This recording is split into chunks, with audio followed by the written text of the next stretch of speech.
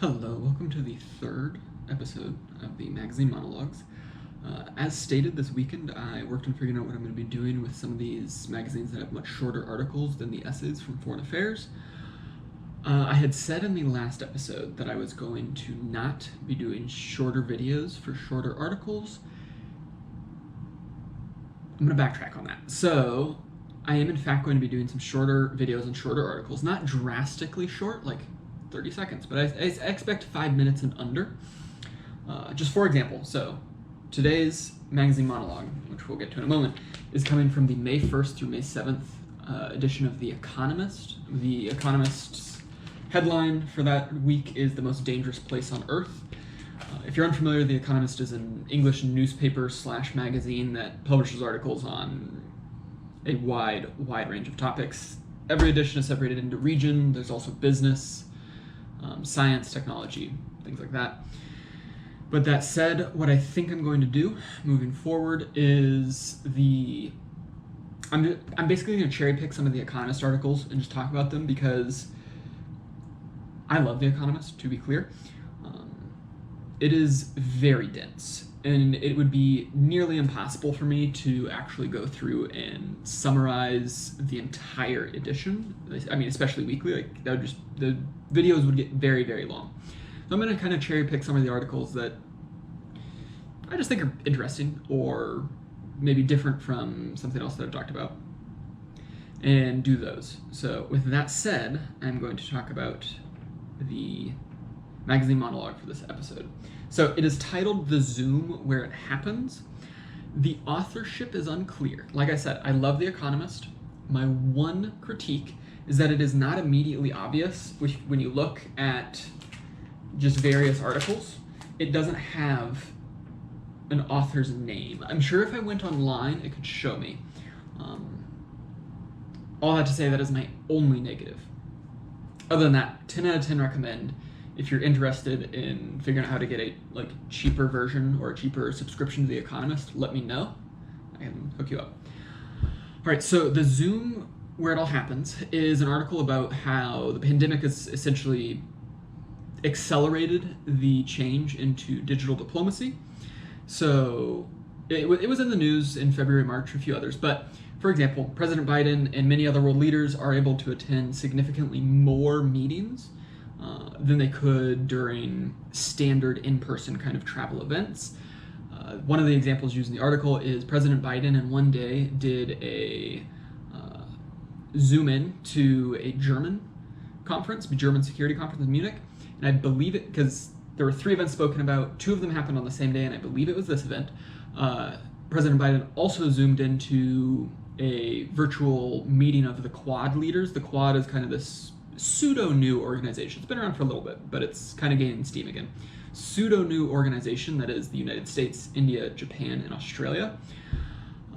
Without digital diplomacy or Zoom or video conferencing, that wouldn't have been doable. I mean, in no world is the President of the United States going to speak at Munich in Germany and then get on a plane and speak with 3 other world leaders in the closest country to Germany, that would have been India.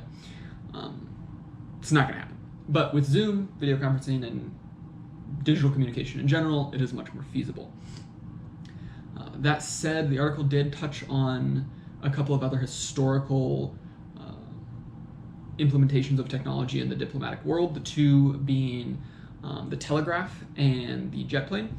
The telegraph essentially helped to centralize diplomacy and foreign affairs.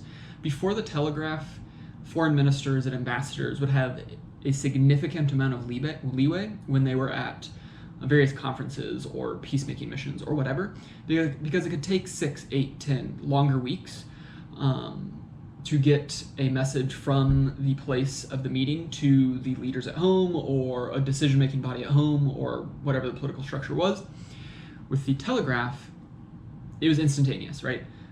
You could send a meeting from Berlin to London saying, hey, Germany wants to offer us 100,000 pigs for 100,000 sheep. Do we accept? Like that kind of thing. That was a hypothetical. That was not mentioned in the article. The jet plane just made travel significantly faster and significantly easier. Zoom has, I keep saying Zoom, but it is video conferencing at large, because it could be Zoom, Microsoft Teams, or any number of other systems. Does have some significant benefits. There are downsides. It's not a perfect system. For one, like mentioned, leaders and ambassadors and ministers can just hold significantly more meetings per any unit of time you want to do. I'm really into math, so if you gave it to me per minute, I wouldn't care. That's a weird measure to do, right? Because you're never going to have more than one meeting per minute. Per day maybe is better, per week might be the best. All that to say is you can have more meetings faster. Secondly, it reduces a lot of the pomposity and formalities that a lot of diplomacy has, which could be good, could be bad. There are times for formalities and there are times for not having formalities. I'm not an expert in this, but I know that's true. The last major benefit is that you can include many more people in the diplomatic and peacemaking processes than you could otherwise. The big example given in the article is Libya. So the Libya peace process has been greatly expanded with the digital diplomacy. They said that there were 5 different digital conferences that included thousands of people. And the biggest effect of this is that of these thousands of people, you had many more women and local leaders and minority groups and political minorities, and there's a lot more people involved in the peacemaking process in Libya.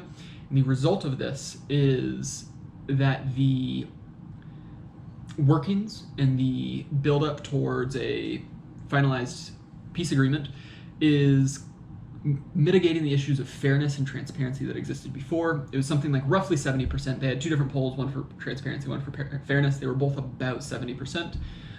One a little under, one a little over. 70% of Libyans said that the process was fair. 70% of the Libyans said the process was more transparent. They didn't actually give comparisons in the article to old polls. So I don't know if that's a significant improvement. I assume it is, but it wasn't actually mentioned in the article what it used to be. Lastly, the major downside is in virtual meetings, you can't really build the relationship and trust that you can otherwise. You lack body language, you lack physical tells, nonverbal communication, etc. For example, the example given in the article is when Samantha Power was the UN ambassador, she met with all of the other mission heads at the UN, excluding North Korea. And part of that was to just build relationships and build trust, right? Like if you go to somebody's office and you chat for 15 minutes, you get to know them. Zoom does not have the same effect. I can speak to this personally. My last year and a half-ish of school has been all virtual, and I have both sides. I teach and I am a student, so both sides have been worse. I would go so far as to say as teaching virtually is worse than being a student virtually. I know literally nothing about my students from this last year. Whereas before that, kids would come to office hours, they'd come to classes, we would joke around, we'd get to know each other a little bit. Getting to know people virtually is significantly harder.